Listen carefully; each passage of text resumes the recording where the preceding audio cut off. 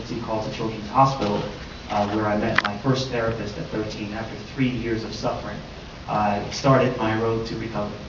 And that was Christine Pierre, who was a social worker. So for social workers out there, your work counts. And just recently, after 25 years, I just got a chance today to publicly thank her. I'd never seen her since that point.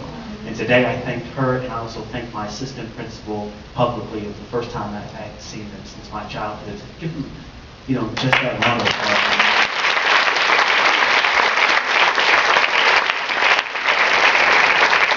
And since then, it's been a long road to recovery, but I took up the mantle over the past few years and have really steered the way for others who have suffered through the kind of violence that I've witnessed. And I realized that we have to take a look at we have to put our mask on first. I always think about the airplane. You have to put your mask on before you can apply it to somebody else next to you. And the Surgeon General always talks about that, and the flight attendants.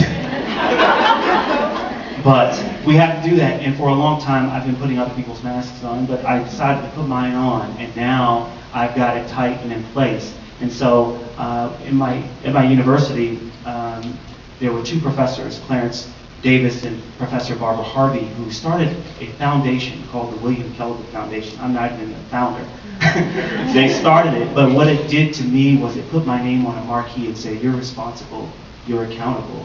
And that's what I've been doing ever since. And today, we champion a collective and coordinated and proactive approach, the same kind of approach that Christine Pierre used, the same kind of approach that Charles C. Christian used and my grandmother used to get me and nurse me back to health. And today, the mission of the organization, we are a resource for individuals and institutions committed to breaking cycles of violence and poverty. We realize poverty also plays a huge role because my mother was on welfare when she was murdered, and but we fought hard to get to where we are today. But I wouldn't be here today if my grandmother didn't jump in at the age of 10, and she took us on, and she's never looked back. And she's in the audience today, by the way.